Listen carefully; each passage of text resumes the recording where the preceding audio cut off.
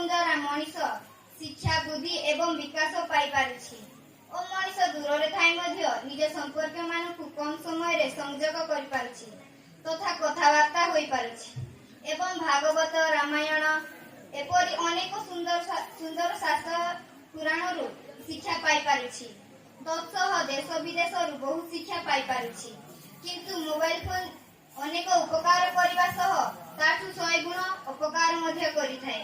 ତେଣୁ ମୁଁ ଆପଣମାନଙ୍କ ସାମ୍ନାରେ ଅପକାର ବିଷୟରେ ମଧ୍ୟ କହିବାକୁ ଯାଉଛି।